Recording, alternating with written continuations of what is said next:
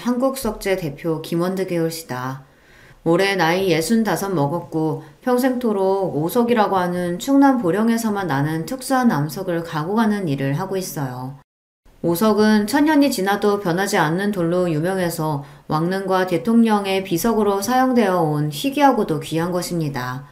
그 돌이 현재에는 내가 나고 자란 고장 마을 입구에서 유적지 현판에서 소중한 가족의 비석에 사용되어 흔히 볼 수 있죠.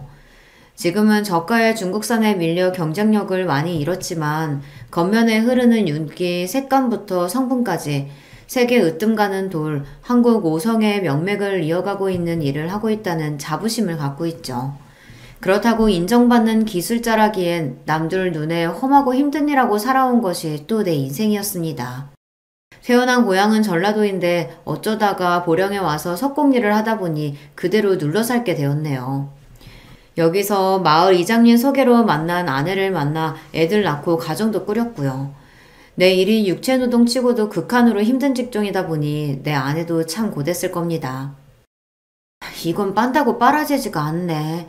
돌가루며 새하얗게 붙은 게 왜 옷에 그대로 붙어서 떨어지질 않네요. 돌 자르면서 치는 게 총알보다 빠른 속도로 치니까.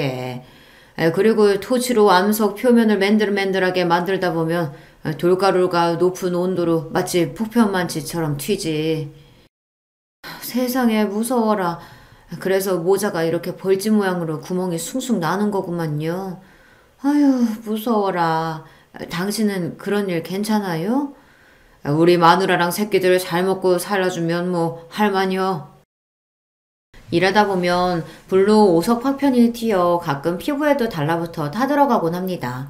그 파편으로 몸이며 몸 여기저기 엄청 따갑고 아픈데 아프다 표현 안 해도 알아서 내 몸 살펴가며 약 발라주고 우리 마누라가 그리 해줬어요.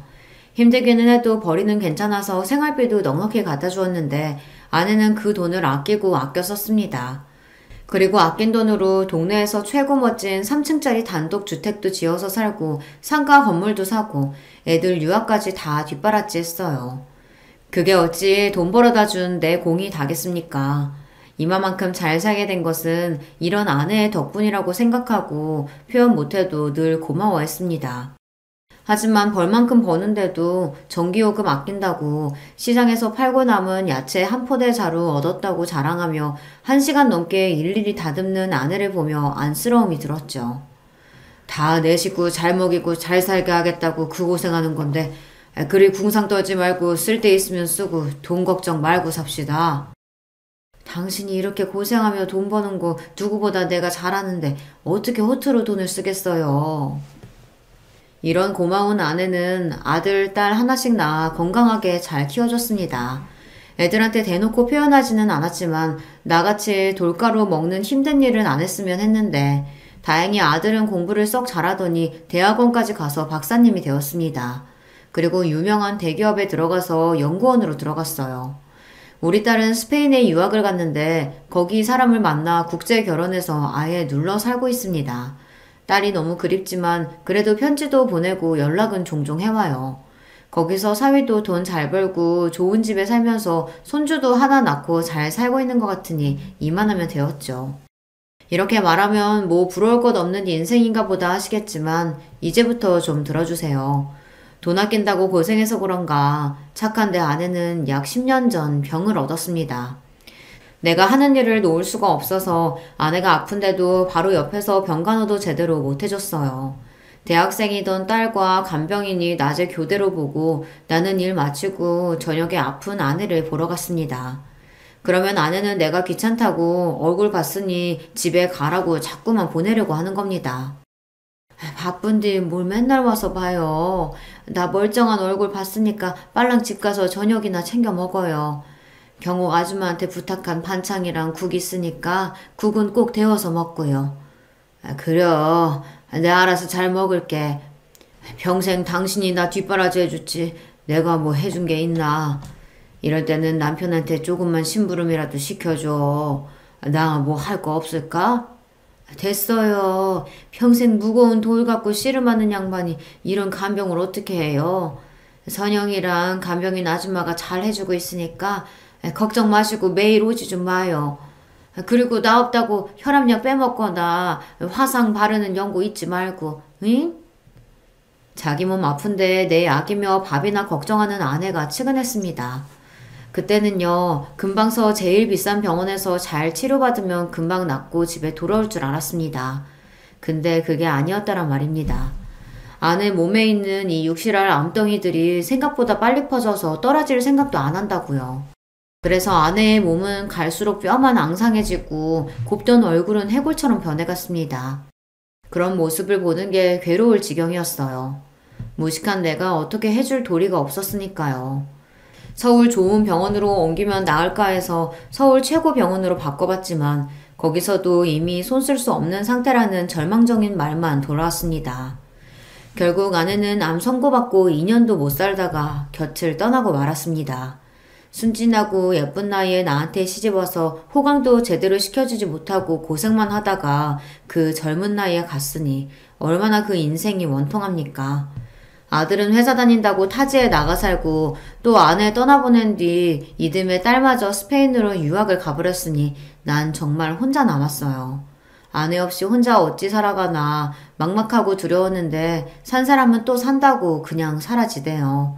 내가 재산이 많다고 동네에 소문이 자자하니까 호랍이 된 나도 선자리가 들어오긴 했었습니다.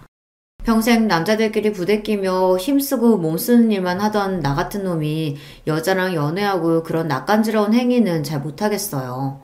돌이나 깎던 놈이 여자를 만날 줄도 모르고 환심을 살 줄도 모르니 선자리 다 고사했습니다. 애들이 어려 엄마가 필요한 나이라면 모를까. 아들, 딸 대학 졸업하고 다들 뿔뿔이 독립해서 사는데 뭐 꼭 재혼을 해야 하나 싶었고요. 그렇게 호라비로 살아간 세월이 벌써 8년이 흘러버렸네요. 그 사이 자식들 다 시집 장가 보내고 뭐 죽는 날까지 이렇게 살다 가겠구나 싶었는데 그런데 이게 웬일입니까? 나 같은 놈에게도 아주고처럼 어여쁘고 말씨도 우아한 그런 여자가 짠하고 나타난 것입니다. 무슨 날도 아닌데 며느리랑 손주랑 같이 날 보러 내려왔습니다. 맛있는 점심 사달라기에 읍내에 있는 좋은 고깃집에 데려가서 식사하고 있었죠. 그때 며느리가 이모! 하고 누군가를 무척 반가워하는 것 아닙니까? 이모, 어떻게 여기서 만나요? 잘 지내셨어요? 아버님, 저 예전 살던 동네에서 친하게 지내시던 이모예요. 그런데 이렇게 우연히 여기서 만나게 되네요. 같이 오신 일행 없으시면 이모도 우리랑 같이 하세요. 아버님, 합석 불편하신 건 아니시죠? 물론이지. 우리 며느리랑 친하게 지내신 이모님이면은 나한테 사돈뿐이나 마찬가지라는 소린데. 자, 여기 앉으십시오. 낯선 여성분과 함께 자리라니 어색하긴 했지만 그래도 그 여사님과 며느리가 나한테 살갑게 말을 붙여주니 분위기가 괜찮더군요. 그분은 아담한 체구에 고운 분홍빛깔의 코트를 입으신 아주 단아하고 예쁜 용모를 가진 분이었습니다. 안녕하세요. 전 배현숙이라고 해요. 홍성군에 사는데 오늘 일이 있어서 고기 사러 여기까지 왔어요. 여기 고기가 그렇게 좋다고 들었습니다. 맞죠, 사장님? 예. 여기가 금방 축사해서 기른 놈으로 바로 도축해서 고기가 신선하고 아주 맛있어요. 홍성군에 사시면 우리 이웃이시구만요. 식사를 마치고 나오면서 서로 인사를 나누는데 며느리가 전화를 받더니 이렇게 얘기했습니다. 아버님, 저는 갑자기 급한 일이 생겨서 먼저 갈게요. 두 분은 어디 다방에서 차라도 드시고 가세요. 네? 꼭이요. 차는 무슨 차? 읍내에서 여성분이랑 단둘이 만났다가 동네에 소문 쫙 퍼진다잉. 수줍어하는 배 여사님은 날 보고 새초롬하니 웃으니 막 가슴이 두근거렸습니다. 사장님, 소문 무서우신 거예요? 이웃 주민끼리 차 한 잔이야 어떠랴 싶은데 저는 말이죠. 우리는 찻집에 앉아서 이런저런 얘기를 나누게 되었습니다. 배 여사는 학원에서 국어를 가르치는 선생님이었는데 남편을 상처하고 나서 홍성으로 내려와 살고 있다고 했어요. 어쩐지 말씨도 곱고 말도 잘하시는 것이 선생님 딱 어울리시는구만요. 실례지만 올해 나이가 저는 올해 56 먹었습니다. 사장님도 저랑 비슷한 연배실 것 같은데요. 예? 말도 마요. 보통 사람이라 하면 내 한 70도 넘은 사람으로 보는디 전 64입니다. 햇볕에 그을리고 주름진 피부, 몇 순 남지 않은 머리털 가진 영락없는 시골 늙은이지요. 어머, 그럴 리가요. 몸도 아주 탄탄하신 것이 웬만한 30대 청년보다 나으신걸요. 그렇게 청년 같은 몸매 유지하시는 비결이 궁금해요. 아유, 비결이랄 것이야. 제 일이 그렇습니다. 오석 바위 덩어리가 수십 톤, 최대 100톤에 이르는 어마무시한 걸 다루지요. 그런가 하면 제 손은 더 가관입니다. 여기 이 중지손가락이랑 여기 좀 보세요. 20년 전 운반 작업 중에 내려앉은 40톤 오석에 끼어서 여기 가운데 뼈가 바스라졌어요. 치료받고 나니 이렇게 뼈 없이 살점들로 채워지더군요. 움푹 패인 상처와 굶어군 돌가루로 난 화상 자국이 이 사람 손이라고 볼 수 없죠. 이런 손이다 보니 내 그래서 여간에서는 악수도 잘 안 해요. 그런데 배어사가 그런 제 오른손을 가져다가 아이처럼 여기저기 보면서 아이 참 아프셨겠다라며 제 손을 살살 만지는 겁니다. 뜻밖의 상황에 심장이 쿵 내려앉은 듯이 놀라 얼어붙었어요. 그런 내 모습을 보던 배어사는 사장님 귀여우시다 라며 배를 잡고 웃었습니다. 그날부터 일을 할 때에도 밥을 먹을 때에도 배어사가 생각났어요. 뽀얀 피부에 특히 웃을 때 눈이 반달을 얹은 그 고운 얼굴이 아른거렸습니다. 그럴 때면 머리를 세차게 흔들며 나 자신을 홍군형 냈습니다. 에이, 주책맞게 왜 이러는 거냐? 선생아돈 많이 배우고 예쁜 도시 여자야. 나 같은 것이 언감생신. 정신이나 차려라 이놈아. 근데 처음 만난 지 3일이 지나고 배우사에게서 전화가 왔습니다. 사장님, 저 운전이 너무 무섭고 서투른데 좀 가르쳐 주실래요? 그 이야기를 듣는데 처음엔 제 귀를 의심하고 말았습니다. 설마 그냥 운전 가르쳐줄 사람이 필요한 걸 거야 하며 주책맞게 오르는 남자의 마음을 억누르고 친절하게 운전을 가르쳐주러 다녔습니다. 배어사를 만나서 운전하는 거 도와주고 그러면서 근처 저수지도 한 바퀴 휘 돌고 밥도 먹고 차도 마시면서 진짜 데이트 같은 것을 하고 있더라고요. 그냥 똑같은 밥 먹고 똑같은 집에서 자던 내 인생은 봄에 피어나는 새싹처럼 활기가 돌기 시작했습니다. 사랑과 재채기는 감출 수 없다나 그런 말이 있지 않아요. 요즘 내가 재미나게 사는 것 같다고 자꾸만 일하다 외출 나가니 같이 일하는 직원들은 물론 주변 사람들이 슬슬 눈치채기 시작했습니다. 좋은 오석 자르고 남은 것들을 건축용 자재 만들 요량으로 정과 망치 들고 앉아 모서리를 툭툭 깎아내고 있는데 문득 그런 생각이 듭니다. 아, 이렇게 신나는 인생이 또 있던가. 나도 이제 남은 세월 배어사와 함께하고 싶다. 그때 저쪽 작업장에 있던 석공들이 들뜬 목소리로 날 불렀습니다. 사장님, 손님 오셨슈. 빨리 와요. 일어나서 옷에 묻은 돌먼지를 털고 있는데 제 눈에 들어온 것은 이 작업장에 어울리지 않는 고운 모습을 한 여인, 바로 배여사가 와 있던 거죠. 허둥지둥 급하게 배여사에게 달려갔습니다. 아니, 배여사님이 여기 누추한 데까지 어쩐 일이셔요? 한참 더우신데 수박 좀 드시라고 새참 좀 싸왔어요. 여기 직원분들 모두 오셔서 잠시 들고 일하세요. 배어사는 무겁게 이고 온 수박이랑 참외랑 일회용 접시에 몇 덩이씩 담아 석공들에게 나눠주었습니다. 그걸 받아드는 직원들은 사내만 가득했던 곳에 여자분이 오시니 어리둥절도 하고 몇몇 녀석은 나를 보며 휘죽 웃는 것이 아닙니까? 아유, 수박 참 시원하고 달다. 그런데 누구셔요? 사장님 소개부터 하시는 것이 예의 아니어요? 여기 우리 며느리랑 친한 이모분이셔. 옆에 홍성에 사시는.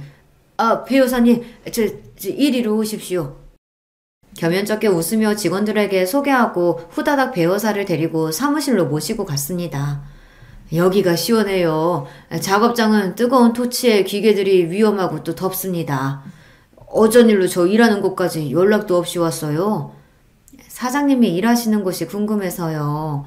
그런데 사장님은 제가 와서 싫으신가 보다. 나는 토끼눈이 돼서 두 손을 내밀고 세차게 적었습니다. 아유, 그럴 리가요. 아니요. 너무 뜻밖이라 놀라서 그렇지. 참 좋고 고마운 마음이에요. 배여사는 싸온 과일과 냉커피를 하나하나 나 먹으라고 내밀어주며 살뜰히 챙겨주었습니다. 이런 보살핌, 그것도 싸싸한 여자의 손길이 얼마만인지 내심 울컥했죠. 그리고 이 여자는 배 여사의 말에 내 온 마음은 껌뻑 넘어갔습니다. 사장님 매번 오성 얘기하시잖아요. 오석을 제일 사랑하고 그 일에도 자부심 많으신 분인데 그런 분이 어떤 곳에서 어떻게 일하시는지 너무 궁금했죠. 이제 와서 보니 사장님은 제 생각보다 훨씬 더 존경스러운 분이세요. 배여사만큼 대학 졸업한 교사인 양반이 나처럼 천한 일 하는 사람을 추켜 세워주니 몸둘 바 몰랐습니다. 그런 만큼 내 일을 인정해주는 것 같아서 눈물이 핑 도는 기분이었죠. 또 감동하셔서 막 울려고 하신다. 이러니 내가 사장님 막 아이 갖고 챙겨주고 싶고 그래요. 이제 나는 주변에 배여사를 내 사람으로 소개하고 동네에 대놓고 연애하며 지냈습니다. 아니 연애를 넘어서 자식들만 인정해준다면 같이 살림 차리고 싶었죠. 둘 다 상처한 지 오래겠다. 자식들도 다 키워놨겠다. 거릴 것도 없다고 생각했어요. 그런데 그게 아니더란 말입니다. 앞으로 나와 같이 새 인생 꾸려갈 좋은 분 만났다. 조만간 조촐하게 혼인식 열렸으면 하는데. 벼르고 벼르다가 아들 며느리가 집에 찾아온 김에 내 결심을 밝혔습니다. 그런데 뜻밖의 며느리는 두 손 들고 환영했어요. 어머 축하드려요 아버님. 그럼요. 아버님 인생이신데 재미나게 사셔야죠. 그렇지만 아들은 똥 씹은 표정으로 나를 노려보듯 이렇게 대꾸했습니다. 지금 연세에 무슨 재운이세요. 아버지 예전 버릇 아직 못 고치셨네요. 그 무슨 소리야. 버릇이라니. 내가 바람이라도 폈단 말이요? 옛날에 엄마랑 부부싸움 하시면 꼭 튀어나오는 어떤 여자분 이름 있었잖아요. 그 얼마 만에 들어보는 이름인지. 정임이 황정임. 예전 시절 어쩌다가 아내랑 싸우면 아내는 꼭 내가 첫사랑을 못 잊어 산다며 원망했습니다. 정말 아닌데 쓰잘데없는 소리라고 외치고 집 밖으로 나와버린 적이 한두 번이 아니었죠. 그런데 그 광경을 목격한 아들마저 지금까지 오해하고 있던 모양입니다. 자식이라고 모를 줄 아셨어요? 정임이라는 여자 때문에 엄마 가슴에 대못 박으셨잖아요. 이제 엄마 돌아가셨으니 상관없다 이 말씀인가요? 아이고 억울해 죽겠네. 나는 정임이랑 아무 짓도 안 했어. 아니 애초에 그럴 건덕지도 없는 사이여. 너희 엄마가 오해한 걸 가지고 왜 너까지 이러냐? 정희미는 내 어릴 적 석공예를 배우겠다고 황 선생님 밑으로 들어갔을 때 만난 처자입니다. 태어나기를 전라도 어촌지방 입에 풀칠하기 어려운 집이었어요. 그 당시 기술공 하고 싶어도 어디 가르쳐주던 데가 있긴 하나요. 배운 것 없는 놈이 석공이 되어보겠다고 고향 떠나 스승님 댁에 3년을 살았습니다. 그저 기술자다 하면은 그분 하라시는 대로 뭐든 해야 했죠. 처음에는 집공살이도 아니고 머슴살이었어요. 그래도 내가 어디 갈 데가 있기라나 언젠가는 가르쳐 주시겠지 하며 기다렸습니다. 군말 없이 시키는 일 하며 사니 작업할 때 불러서 허드렛 일, 석공일, 작은 일부터 시켰어요. 그 당시 이런 수업은 정말 인품 좋은 스승님 만나지 않고서야 그 기술을 온전히 받아내기란 언감생심이었죠. 인색한 황 선생님 어깨너머로 석공 기술이나 돌아가는 과정들을 스스로 터득해야 했어요. 한편 정희미는 그 황 선생님 슬하의 외동딸이었습니다. 아버지랑 고등학교 다니는 딸, 둘만 마을에서 떨어진 외딴 집에서 사는지 그 사연이 궁금했지만 끝내 그 가족사는 모르네요. 긴 생머리를 따은 머리, 까만 교복에 새하얀 양말과 검정 구두를 신고 등굣길에 나서는 정희미를 보면 마음이 참 설렜었죠. 하지만 제 처지에 그 마음을 어떻게 내비칠 수 있었겠습니까? 같은 지붕 아래 살며 정희미는 처음에는 집 머슴으로 다음에는 동네 오라비쯤으로 날 대했었는데 어느새 나와 같은 마음을 품고 있었습니다. 어느 날인가부터 정희미는 가방에서 뭘 꺼내서 나한테 내미는 겁니다. 하루는 삶은 감자, 하루는 주먹밥을 주며 나 버스 정류장까지 데려다줘. 내가 정희미 부탁을 어떻게 거절할 수 있겠어요. 정희미가 학교 오갈 때마다 우린 같이 걸어갔습니다. 행복한 시간도 잠시 그래 다니다 보니 스승님 눈에 영락없이 데이트하는 사람처럼 보였나 봐요. 니깎게 감히 누구 여식한테 다른 맘을 품냐? 스승님의 불효령과 더불어 작업장 쇠파이프로 흠씬 두들겨 맞고 광에 갇혔습니다. 가둬놓고 밥도 물도 안 주고 있으려니 날 진짜 굶겨 죽이려나 보다 하고 무서웠어요. 깊은 새벽 무슨 연유인지 빼꼼히 열린 광문 틈으로 나와 그대로 달려 주랭랑을 쳤습니다. 많은 세월이 지나고 거기 그곳에서 정희미와 스승님은 잘 사시는가 한 번씩 궁금했지만 그렇다고 그 여인을 만났다거나 부정한 일을 생각한 적은 없습니다. 그런데 저승간 아내는 물론이고 아들까지 저리 오해하니 답답하죠. 하지만 배 여사의 경우는 다릅니다. 홀로 이만큼 살아왔으면 이제 내가 좋아하는 여자 만나도 되지 않겠나 싶어요. 아들의 반대가 있었지만 난 배 여사와 계속 만나왔습니다.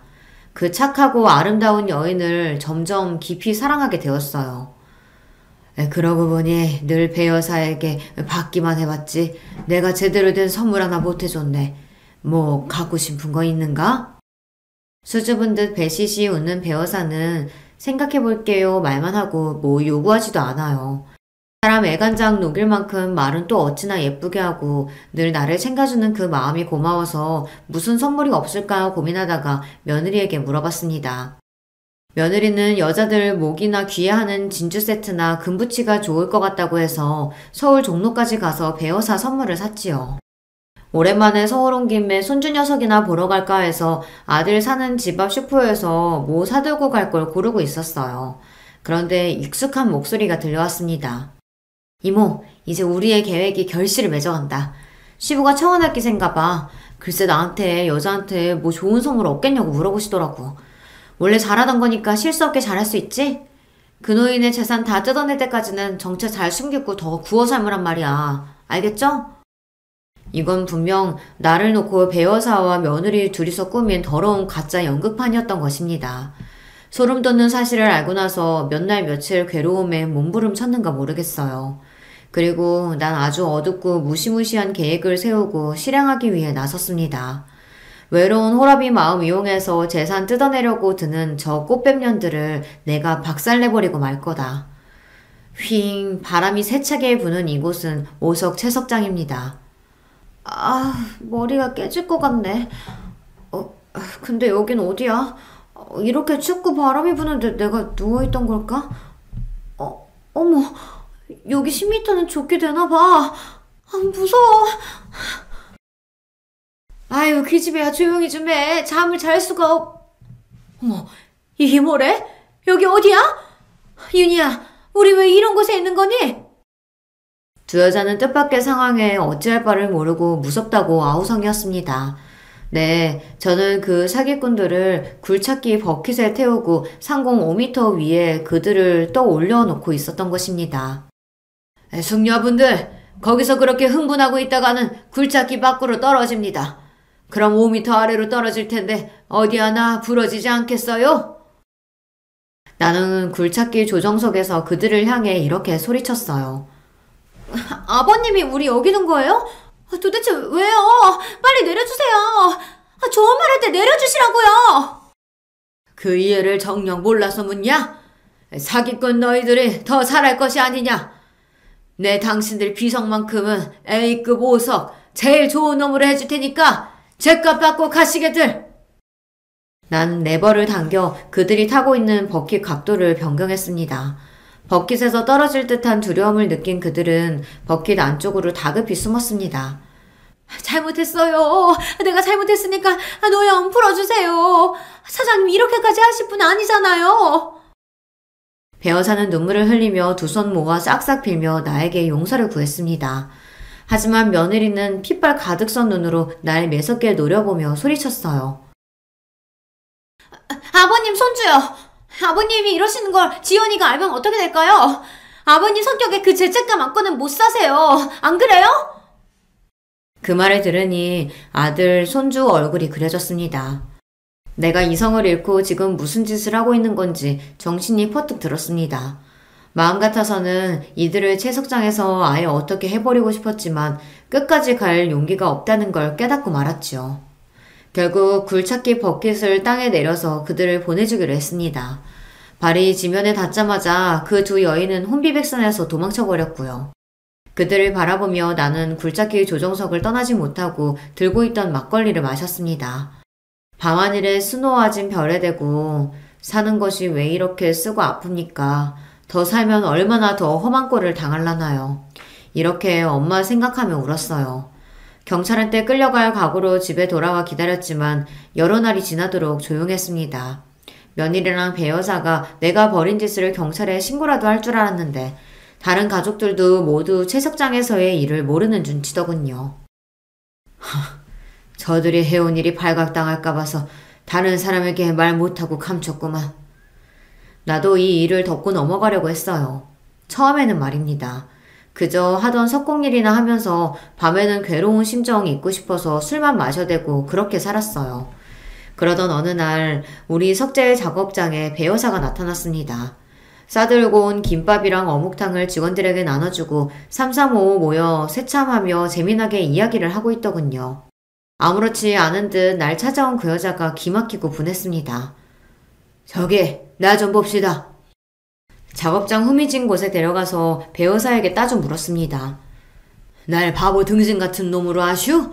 당신이 어떤 여편네인지 다 까발려진 마당에 왜 날 찾아온 거요? 얼마나 배신감 느끼셨을지 나도 알아요. 그날은 너무 무시무시하고 떨려서 당신께 사과도 제대로 못했어요. 진심으로 미안하게 생각합니다. 여자 혼자 딸 키우면서 산다는 게 이렇게 남들 등쳐먹는 팔자라 이 모양 이 꼴이 되었지만요. 나 같은 년도 사장님이 진심으로 날 위해준 마음도 힘들게 일하며 사는 걸 아니까 죄책감과 미안함이 남네요. 빗발선 눈으로 째려보는 내 얼굴도 똑바로 못 쳐다보고 배 여사는 고개를 숙이고 있었어요. 그 여인의 속눈썹이 파르르 떨리는 것이 보였습니다. 그리고요, 우리가 아무리 밉더라도 나한테만 하풀이에요. 지연 엄마는 며느리는 그냥 두시죠. 싫다면 난 아직 어떤 결정도 내리지 않았거든. 지금 내가 가만히 있는 이유는 우리 아들하고 손주가 겪을 충격 때문에 어떻게 할지 고심하느라 결심이 안 섰기 때문이라고. 사장님은 복수 같은 더러운 칼 쥘 사람 아니라는 거 내가 압니다. 그리고 제발 부탁인데 아들에게는 이 일 비밀로 해주세요. 며느리 그 애만큼은 그냥 지금처럼 그렇게 살게 두십시오. 그래서 날 보고 뭘 어쩌란 말이오. 당신이 보이면 속에서 천불나고 마음 어려워지니까 빨랑 가시오. 썩 꺼지란 말이오. 여기에 얼씬도 하지 말고. 사과하러 온 배 여사에게 난 있는 대로 역정을 내고 일하러 돌아갔습니다. 그 여자 얼굴 보니 화가 나서 그런가 그날따라 작업이 순탄하지 않았어요. 오석은 그 어떤 암석보다 단단해서 1톤짜리 초대형 다이아몬드 톱날로 절삭해야 하는데 톱날이 무뎌진 것을 발견했습니다. 보통 그 무거운 것을 지게차를 이용해서 교체 작업을 하는데 기우뚱하던 바퀴가 통째로 나를 덮치고 말았습니다. 그 아찔한 사고 끝에 내 몸은 구급차에 실려 병원에 가고 말았죠. 병원 의사말로 천만다행으로 큰 절단은 없었지만 골절과 내장기관 손상 등을 더 검사해봐야 한다고 해서 입원했습니다. 한국석재 직원 연락을 받고 아들 가족은 불이 나게 내가 입원한 병원으로 달려왔어요. 요즘 참 착잡한 일이 많았는데 아들을 보니 안심이 되고 마음이 좋았습니다. 아버지고 사나이가 그런 티를 낼 수가 있간데요. 괜히 퉁명스레 별일 아닌디 바쁜 회사 두고 여기까지 왔냐? 별일이 아니긴요. 아버지 지금 상태 좀 보시라고요. 혼자 계시는 분이 간병은 또 어떻게 해야 될지. 간병인 내가 알아볼게요. 그리고 내가 병원에 자주 와보고요. 채석장 사건 이후 처음 만난 며느리는 나를 대하기 불편해했고 나 역시 같았지만 우리 둘 다 짐짓 모르는 척 평소처럼 굴었습니다. 그때였습니다. 내가 사장님 간병할 겁니다. 병실문을 열고 배 여사가 나타난 것입니다. 헐떡대는 숨을 진정하고 소목으로 눈물을 훔치고서 말이죠. 여기를 어떻게... 이모가 왜 온 거예요? 거기 있는 그 누구보다 며느리가 놀라고 당황하며 배 여사를 바라보니 아들이 의아했습니다. 이모라고? 당신한테 이런 이모님이 있는 줄은 처음 알았는데. 처음 뵙겠습니다. 윤희 남편 되는 사람입니다. 배 여사를 처음 봤다던 아들은 인사를 했고 배 여사는 아들을 흐뭇하게 바라보며 맞인사를 했습니다. 자식들 보내놓고 나니 우습게도 배 여사와 나만 병실에 남았습니다. 꼴도 보기 싫으니 나가라고 역정을 내보았지만 배우사는 요지부동이었어요. 내가 뭐라고 하건 간에 내 옆에서 정말 마누라처럼 간병하기 시작했어요. 우습게도 지금 내가 가장 원망스러운 사람에게 기대어 입원 치료하는 생활을 하고만 거죠. 내 병실에 자주 드나드는 것은 배우사뿐이 아니었습니다. 며느리도 반찬 가져온다, 갈아입으로 챙겨온다며 그 먼 서울에서 일주일에 2번씩을 왔어요. 뻔뻔하게 자기 할 일 하는 배우사와 달리 며느리는 와서 계속 내 눈치고 겉으로는 웃으며 아양 떠는 모습입니다. 그리고 배우사 눈치도 보며 불편해하고 있는 것이 좀 이상하더군요. 어쩐지 며느리는 내 걱정 때문이 아니라 감시하러 자꾸 오는 게 아닌가 하는 의심마저 들었습니다. 이미 그 빤한 속을 겪어봤으니 그럴까요? 얼핏 잠이 들었다가 깼는데 두 여자가 소곤거리는 소리를 들었습니다. 오지 말래도 왜 자꾸 이러는 건데요? 이미 우리 계획은 물거품 됐고 이러신다고 저 노인네 마음이 돌아설 것 같아요? 그런 거랑 상관없어. 그저 저 사람 아프다고 저렇게 누워있는 꼴이 보기 싫어서야. 나한테 지극정성 잘해준 사람한테 병간호 정도도 못해주니? 너나 기름도적 해먹은 개눈같이 불안 터느라 자주 오지 좀 마라. 나한테 계획이 발각된 뒤로는 저 둘의 사이도 껄끄러워진 모양입니다. 며느리가 가고 나서 간곡하게 배우사에게 불편하니 이만 가달라고 말했어요. 하지만 그 여인은 끝까지 내 옆에서 있겠다 했습니다. 사장님 멀쩡하게 걸어나가는 모습 보고 그때 눈앞에서 사라져 줄게요. 솔직히 까놓고 저 지금 돈 없어요. 물 사고 쌀 살 돈도요. 사장님은 외롭고 몸은 다쳤어도 돈 많으시잖아요. 그냥 간병에 쓴다고 생각하시고 나한테 월급 200만 원만 주고 편하게 부리세요. 솔직하고 당당하게 말하는 모습을 보니 배신당하고 나서 처음으로 그 진심이 전해졌습니다. 이렇듯 배여사는 내가 자기 조카가 싫다고 해도 뻔뻔하게 내 곁을 지키고 있습니다. 나랑 대판 싸움 마누라거나 아니면 이혼한 전처가 아니냐며 병원 사람들은 배여사와 무슨 관계냐고 궁금해합니다. 거기에 날 극진히 살피는 배여사의 모습을 지켜보던 아들마저 생각을 고쳐먹었나 봅니다. 왜 말씀 안 하셨어요? 전에 아빠가 좋아하신다고 말한 분이 지금 그 배여사님이라면서요. 이렇게 보니 배여사님 참 좋은 분 같아요. 아무래도 제가 너무 옹졸하게 생각했나 봐요. 이렇게 도움이 필요할 때 자식이 아니라 옆에 계신 분이 최고인 건데. 저 아버지가 여사님과 합치신다고 해도 이제 반대하지 않을게요. 당치도 않은 소리. 그 여자랑 나 그럴 마음 하나 없다. 그렇게 좋아하던 내가 이렇게 돌변한 걸 보고 아들은 의아했습니다. 하지만 아들에게 핀찬 주었던 것과는 달리 심경의 변화를 나 스스로 느끼고 있어요. 함께 지내다 보니 어느새 미운 감정은 눈 녹듯 사라지고 이제 배여사가 없으면 안 될 것 같은 마음이 들었던 건 솔직한 심정이었죠. 하지만 내 마음이 그 여인에게 기울어지고 신뢰가 쌓여갈수록 마음은 무겁고 아파왔습니다. 또다시 날 속이는 거면 어쩌지. 그래서 한 가지 묘안을 생각해냈습니다. 병실에 들어온 배여사에게 나는 눈물을 흘리는 척 연기하며 말했습니다. 아이고, 나는 어쩌면 좋단 말이오. 방금 의사가 검사 결과 얘기해줬는데 나 암에 걸렸다고 하네. 얼마 뒤 잘이 나면 암 병동으로 옮겨서 치료하라고 말이야. 그 말을 듣던 배여사는 믿을 수 없다는 표정으로 있다 금세 후두둑 눈물까지 손등에 뿌렸습니다. 뜨겁게 내 손을 잡고 울먹이면서 말했어요. 설령 당신 몸에 암이 있다고 해도 치료 잘 받고 하면 싹 나을 수 있을 거예요. 내가 계속 옆에서 도와줄게요. 당신 잘못 안 되니까 걱정하지 마세요. 날 위에 눈물까지 펑펑 쏟으며 우는 모습을 보니 내 마음이 다 찡했습니다. 몇 달 못 살고 가는 몸이 되었으면 날 내버려줄 거라고 예상했는데 오히려 전보다 더 그 여인은 나를 정성스레 간병해주고 있었어요. 암 환자에게 좋은 음식이 뭔가 찾아봤는데요. 이런 채식 위주로 하래요. 집에서 만들어 온 채소 스프인데 이거 먹고 암 완치한 분들이 그렇게나 많다네요. 한번 드셔보세요.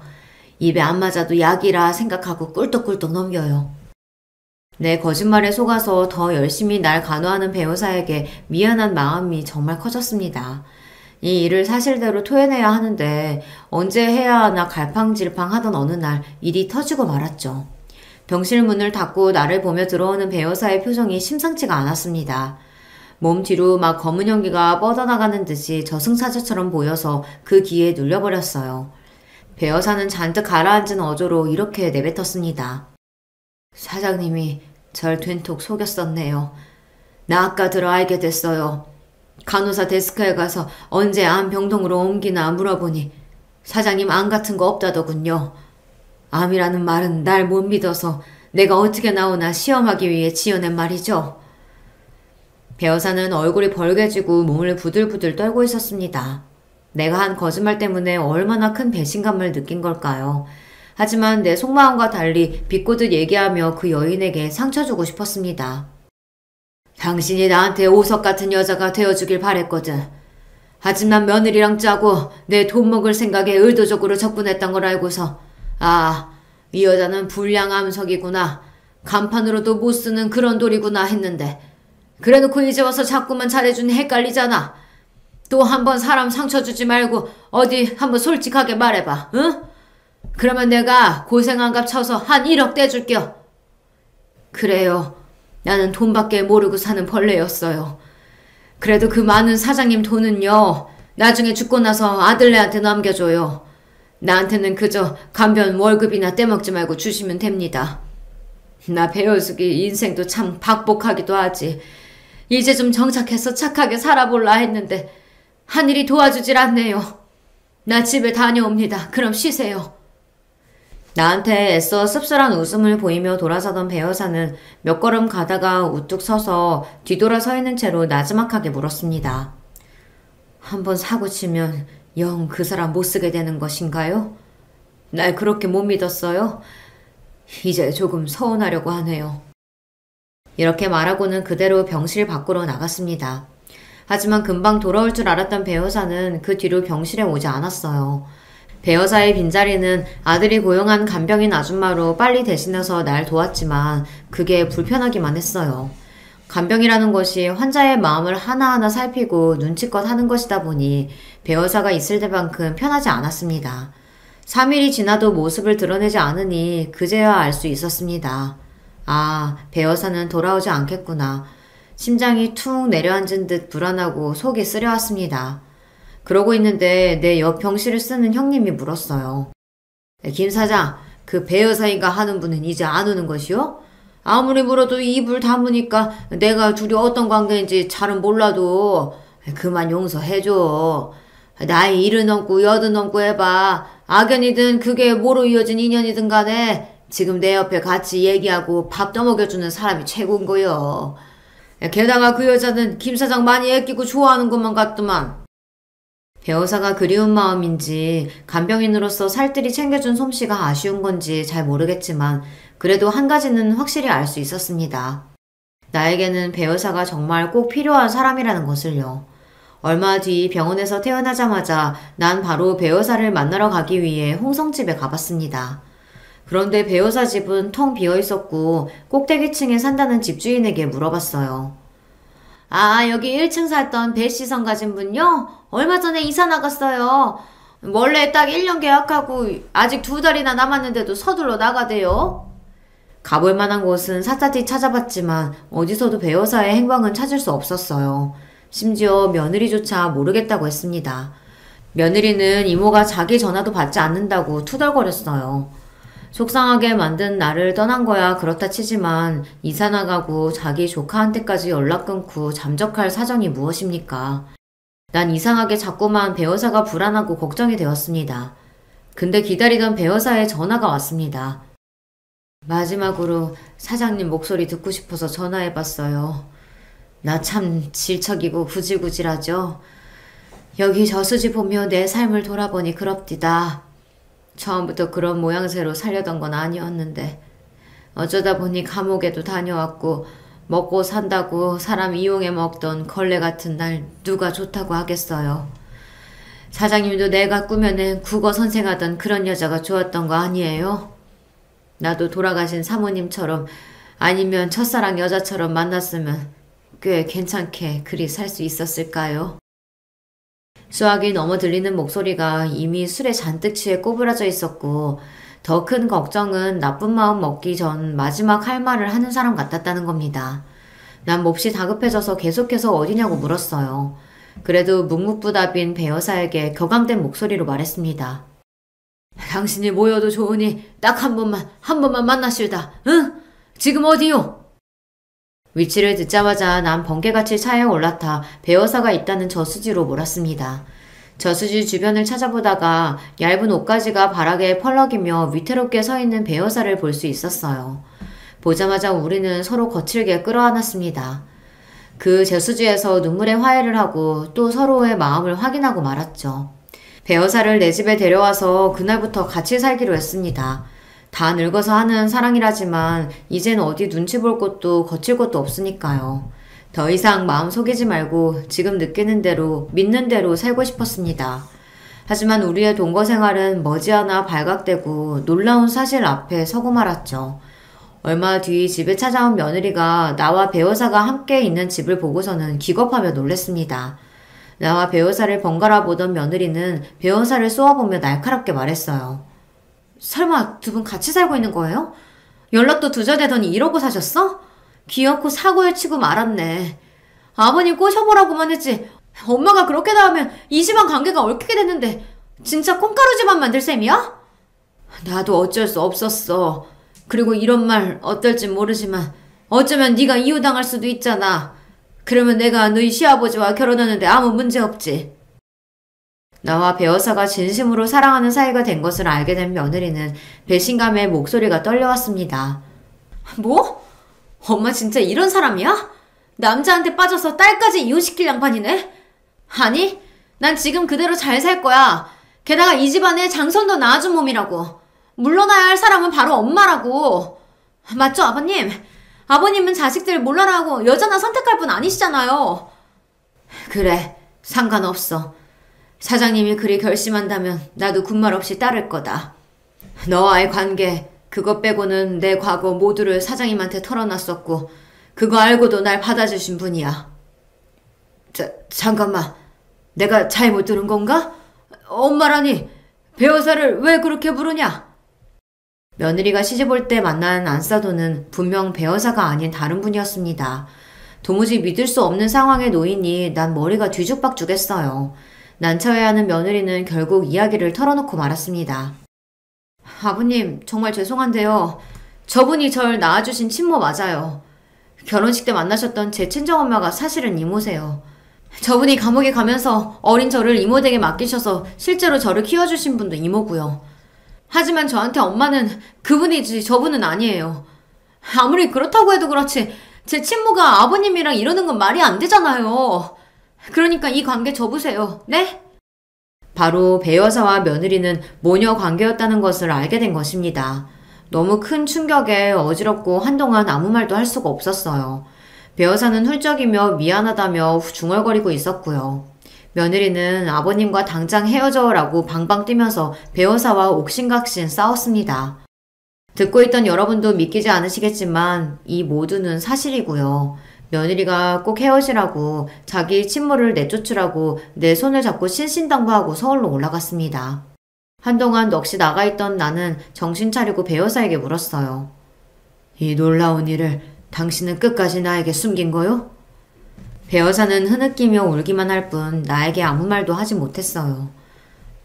당신이 2번이나 이혼한 여자라고 해도 괜찮았어.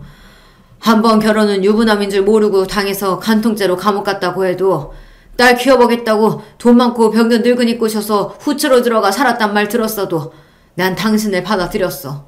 왜? 그래도 많이 좋아하니까. 내 여자의 지난 과거는 나만 묻고 살면 되니까. 하지만 이건 아니잖여. 숨겨도 숨겨지지가 않는 것이 천륜인데. 내내 죄인처럼 땅에 얼굴을 묻고 있던 배우사는 얼굴을 들고 나를 처음 쳐다봤어요. 말했다시피 나는 당신에게 뭐라 주장할 수가 없어요. 그러니까 사장님이 정해주셔요. 나가라면 바로 짐 싸서 나가고 어디 모르는 곳에 꽁꽁 숨어 살게요. 있으라고 하면 여기 같이 살 거예요. 나는 어째야 하는지 말해주셔 봐요. 내가 같이 살자 하면 살겠다고? 그럼 며느리는 어찌 볼 생각이요? 그 애가 난처해져도 상관없다는 말인가? 그래서 내가 죽으려고 했어요. 나 같은 것만 세상에서 없어지면 내 딸도 살고 당신도 이런 비밀 따위 모르고 살았을 텐데 말입니다. 그딴 소리 하지 마요. 아무리 그래도 사람이 어찌 제 목숨을 스스로 끊는단 말이오? 죽어서도 성물 못하고 구천 떠들고 싶소? 이 충격적인 사실을 알고 난 뒤에도 한동안 배어사와 한 집에 살았습니다. 이 집에서 나가면 어디 갈 곳도 없는 처지에 돈도 없는 짠한 사람이니까요. 하지만 같이 산다고 한들 이전처럼 서로를 대할 수는 없었죠. 난 하숙생처럼 집에서 잠만 자고 일하러 가서 일 끝나고도 밖에서 시간을 보내다가 밤 늦게 집에 돌아왔습니다. 이러지도 저러지도 못하는 나는 정말 등신 같은 놈이었습니다. 장대비 세차게 내리던 어느 날 배우사는 호련히 사라지고 말았어요. 결정도 내리지 못하는 나를 보며 그 여인은 얼마나 괴로웠을지 나에게 어떤 원망도 하지 않고 떠나간 그 여인에게 미안합니다. 떠나고 난 여인의 빈자리는 어찌나 크던지요.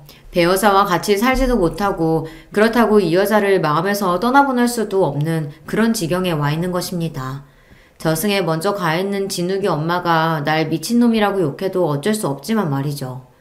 한 번씩 배여사가 어디에서 어찌 지내고 있는지 궁금했지만 끝내 연락 한 통 보내지 않았습니다. 죽지 못해 그렇게 살다가 추석을 맞이했어요. 명절인데 어쩐 일인지 며느리는 빠지고 아들과 손주만 내려왔습니다. 먼저 간 아내의 제사를 지내고 아들이랑 둘이 막걸리를 하며 얘기했어요. 요즘 집사람이랑 사이가 좀 그래요. 애도 잘 안 챙기고 밖으로만 놔두는 것 같고 부부 생활이 이렇게 힘든 거였어요. 우리 엄마 아들 기대하고 결혼한 내가 멍청한 거였나 봐요. 정확히 며느리가 무슨 잘못을 했느냐고 물었지만 시시콜콜 그런 이야기를 아버지에게 털어놓는 여성은 아니고 그저 막걸리만 들이켰습니다. 같이 마시다가 하마터면 나도 며느리가 내게 했던 짓 어쩌면 네가 아는 그런 여자가 아닐 수도 있다는 폭로를 할 뻔했어요. 며느리의 제 험을 덮어주었으면 그만큼 가정 잘 지키고 제 본분 다 해주었으면 좋겠는 마음인데 그 애가 참 원망스럽네요. 호라비로 살아왔던 내 삶은 변함이 없지만 마음은 대폭구멍이 뚫린 듯 더 휑하고 시립니다. 글을 쓰는 지금도 내가 얼마나 배여사를 그리워하고 있는지 뼈저리게 느끼고 있어요. 여기에는 다양한 인생 경험을 하신 분들이 많다고 들었습니다. 그렇다면 고민하는 저에게 한마디 건네주시겠습니까? 복잡한 사랑, 여기에서 멈추는 것이 맞을까요? 아니면 마음 가는 대로 그 여인을 잡을까요? 20대 청춘도 아니고 다 늙어서 이러고 있는 제가 민망스럽지만 이렇게 여러분께 조언을 간청해드립니다. 이제 저는 오석을 다듬으러 가봐야겠습니다. 삐뚤빼뚤한 글씨를 컴퓨터에 치고 다듬어준 성진이와 별것 없는 제 글을 봐주신 여러분에게 감사의 인사를 머리 숙여 드립니다. 그럼 안녕히 계십시오. 안녕하세요. 결혼한 지 3년 된 주부입니다. 저는 저의 인생만 억울하고 화나는 일이 가득한 줄 알았는데 이 채널에 올라오는 수많은 사연을 접하고 보니 세상에는 참 억울하고 슬픈 일 당하는 사람이 많구나 하는 생각이 들었습니다. 그래서 모두 함께 힘내자는 차원에서 저도 용기 있게 저의 이야기를 한번 해보려고 합니다. 남편과 저는 아주 질긴 인연으로 얽혀 있습니다. 저희가 처음 만난 것은 같은 과 선후배로였습니다.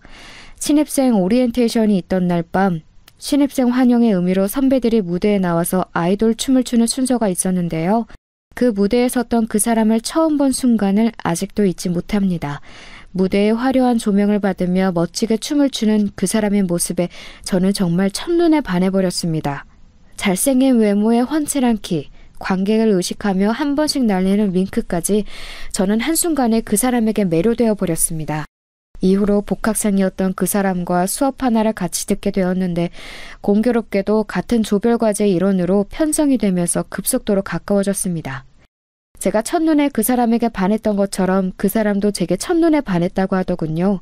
그리고 얼마 지나지 않아 저희는 정식으로 사귀게 되었습니다.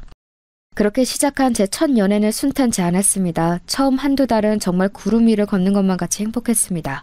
하지만 그 이후로부터는 지옥이 시작되었습니다. 그 사람은 술만 먹으면 연락이 잘 되지 않았고 주변에 친한 여학생들도 너무 많았습니다.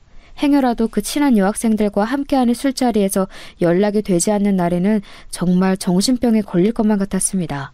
아니나 다를까 다른 여학생의 자취방에서 다음날 아침 나오는 것을 목격했을 때는 정말 손이 덜덜 떨리고 다리가 후들거려 그 자리에 주저앉았습니다. 미애야, 여긴 어떻게? 오빠 어떻게 나한테 이럴 수가 있어? 어떻게 나한테? 저는 함께 있던 여학생의 머리끄댕이를 잡아 뽑아버리고 싶은 심정이었으나 막상 그 상황이 되니 온몸에 아무런 힘이 들어가지 않더군요. 그렇게 뒤도 안 돌아보고 집에 돌아와 끄끄거리며 밤새 울었습니다. 그런데 다음날 그 사람이 제 자취방에 찾아왔더군요. 미애야, 정말 미안해. 술 먹고 실수한 거야. 다시는 이런 일 없을 거야. 내가 오늘부로 진짜 술 끊는다. 됐어, 오빠. 이만 돌아가. 우린 끝났어. 미애야, 내가 진짜 잘못했어. 내가 진짜 이렇게까지 빌게. 그 사람은 갑자기 바닥에 무릎을 꿇더니 흐느껴 울기 시작했습니다. 미애야, 나 용서해줘. 진짜 다시는 안 그럴게. 처량하게 바닥에 무릎을 꿇은 채로 제게 잘못을 비는 그 사람을 보는데 저의 마음이 약해지기 시작했습니다. 사실 너무나 큰 상처를 받긴 했지만 아직까지 그 사람을 사랑하는 마음을 지울 수는 없었거든요. 그래서 저는 눈 딱 감고 한 번만 용서해주기로 했습니다. 그만 일어나. 정말 다시는 안 그럴 거지? 그럼 정말이야. 약속해. 고마워, 미애야. 저는 그때까지만 해도 너무나 어렵고 순진했기에 인간이 변할 수 있는 존재라고 믿었습니다. 하지만 그런 저의 기대는 또 얼마 지나지 않아 산산조각이 났죠. 그 사람은 처음에는 자신의 잘못을 진심으로 뉘우친 듯 술도 마시지 않고 어디를 가더라도 제게 꼬박꼬박 보고를 했습니다. 그런 그 사람의 모습에 정말 나를 생각해주는구나 하는 생각이 들면서 행복감이 들기도 하였습니다. 지금 와서 돌이켜보면 그런 생각을 했던 것을 철저히 후회하지만요. 제 버릇 개못 준다고 어느 순간 제게 하는 보고도 점점 줄어들고 다시금 술에 손을 대기 시작하더니 1학기가 종강하던 날 다시 한번 사고는 터지고 말았습니다. 저는 그날 속이 너무 안 좋아서 일찍 집으로 돌아왔는데 그게 실수였습니다. 끝까지 그 사람 옆자리를 지키고 있었어야 했습니다. 집으로 돌아와서 잠시 누워있다가 그 사람에게 연락을 했는데 역시나 예전에 그랬던 것처럼 연락을 받지 않았습니다. 저는 문득 불안한 마음이 들어 광기에 휩싸여서 미친 듯이 전화를 걸어댔습니다. 하지만 역시 전화는 묵묵부답이었습니다. 저는 불안한 마음에 쓰린 속을 부여잡고 다시금 종강 파티 자리를 찾아갔습니다. 술집 안에는 그 사람이 없었고 불이 나게 다시 올라와 뒷골목으로 갔는데 그 자리에서 제 동기 수정이와 입맞춤을 하고 있는 그 사람을 보고야 말았습니다. 야, 이 나쁜 새끼야! 미애야! 오해야! 오해는 무슨 얼어 죽을 놈의 오해! 이젠 정말 끝이야! 그렇게 저는 그 사람과의 관계에 종지부를 찍었고 저의 잔인했던 첫 연애는 그렇게 비극적으로 끝이 났습니다. 학교는 그대로 휴학을 했고 그 사람이 졸업을 하고 난 이후에나 복학을 해서 남은 학업을 마쳤습니다. 저는 그 후로도 오랫동안 첫 연애에서 입은 내상이 회복되지 않아 제대로 된 연애를 할 수 없었어요. 오랜 시간이 지나서 몇 번 만남을 시작하긴 했지만 이때 겪었던 트라우마로 그 누구에게도 마음을 잘 열지 못해 깊은 관계로 이어진 사람은 없었죠. 한 번은 정식으로 제게 청혼을 했던 사람도 있었습니다. 그 사람은 직업도 변호사에 키 크고 잘생긴 혼남에 저한테는 또 어찌나 잘했는지 정말 소위 말하는 1등 신랑감이었습니다. 그런데 이 사람이 참 좋은 사람이라는 것을 알면서도 이상하게 청혼에는 마음이 동하지 않았습니다. 지금 생각해도 그때 당시에 제가 왜 그랬는지 의문입니다. 그때 그 사람이랑 결혼하고 살았으면 내가 이렇게 힘들게 살지 않았을 텐데 하는 후회도 많이 했습니다. 하지만 그때 당시에는 그 사람의 청혼을 야멸차게 거절하고 다시 솔로의 생활로 돌아왔죠. 이처럼 저는 정상적인 관계에서는 크게 감흥을 느끼지 못하는 이상한 습관을 가지고 있었습니다. 어쩌면 이런 저의 모습이 첫 남자친구 같은 쓰레기를 만나게 된 원인이었는지도 모르죠. 휴학을 오래 했던 만큼 사회 진출도 동기들보다 다소 늦은 편이었습니다. 20대 후반에 접어들 무렵 시작한 회사 생활은 녹록지 않았습니다. 저보다 어리지만 몇 년 더 일찍 회사에 입사한 선배들과의 관계는 껄끄럽기 그지없었습니다. 업무량 또한 많아서 야근은 밥 먹듯이 하고 그나마도 야근을 안 하는 날은 집에 일거리를 가져와서 마저 해야 했습니다. 그렇게 밤새 집에서 회사 일을 하며 펑펑 울었던 기억이 있네요. 그래도 그렇게 2, 3년을 하고 나니까 어느새 적응이 되었습니다. 이제야 뒤늦게 평범한 사회인으로 자리 잡으려고 할 그 무렵 여기저기서 소개팅 자리가 들어왔습니다. 하지만 그때까지도 저는 첫 연애에서의 내상이 회복되지 않은 상태였어요. 그래서 선뜻 그 소개팅에 응할 수가 없었습니다. 그렇게 어영부영 홍기는 차가는데 짝을 찾지 못하고 있을 무렵이었어요. 본사에 있던 직원 한 분이 저희 부서의 팀장님으로 새로 발령을 받아서 오신다고 하더군요. 이전 팀장님과 잘 맞지 않아 많이 힘들었었는데 이번에 새로 오실 팀장님과는 부디 트러블이 없기만을 바랬습니다. 자, 모두 인사하지. 이번에 기획팀에 새로 발령받은 박준영 팀장이야. 안녕하십니까, 박준영입니다. 잘 부탁드립니다. 저는 순간 두 눈을 의심했습니다. 새로 온다던 팀장 박준영, 그는 바로 저에게 씻을 수 없는 첫사랑의 상처를 안겨준 대학 시절 그 남자친구였습니다. 네, 바로 앞에 말씀드린 술 마시면 연락 두절에 바람핀 걸 2번이나 걸려서 헤어졌던 그 사람이요. 아니, 김미애? 너가 어떻게 여길... 안녕하세요. 뭐야, 두 사람 아는 사이인가? 네, 부장님. 같은 대학 출신입니다. 여기서 만나게 될 줄은 몰랐네요. 거명쩍게 웃으며 그저 같은 대학 출신일 뿐이라고 얼버무리는 그의 모습을 보는데 참 대학 시절 그 모습 그대로라는 생각이 들었습니다. 아무튼 기획팀의 팀장으로서 열심히 해나가겠습니다. 모두 잘 부탁드립니다. 그렇게 그가 처음 발령받은 날 그 사람은 틈을 봐서 저를 따로 불러내었습니다. 잘 지냈어? 이렇게 만나게 되다니 우리 참 인연이다. 그치? 나는 그럭저럭 지냈어. 오빠랑 헤어지고 지옥같이 살았지. 그래서 막상 다시 마주치게 되면 정강이라도 걷어차줘야지 하고 있었는데 막상 이렇게 마주하니까 생각보다 아무렇지도 않네. 나도 오빠한테 받은 상처가 이제는 다 아물었나 봐. 오빠는 그때 그 버릇 그대로 아직도 자유롭게 살아? 아니 무슨 소리야 미애야. 그때는 나도 어렸잖아. 어렸을 때 실수야. 내가 진짜 다시 한번 사과한다. 아니 평생 사과할게. 그래서 말인데 너 이렇게 보자고 한 건 딴 건 아니고 우리 대학교 때 사귀었던 거 회사 사람들에게 비밀로 해줄 수 있어? 나 사실 본사에서 안 좋은 일로 여기로 발령받게 된 거야. 사실상 잘릴 뻔한 거 아버지가 힘써주셔서 겨우 이렇게 지사 팀장으로 살아남을 수 있었지. 그것 때문에 안 그래도 말이 많았는데 괜히 기존에 있던 너랑 과거 관계 때문에 구설수 오를까봐 그래. 나 위해서 그래줄 수 있지?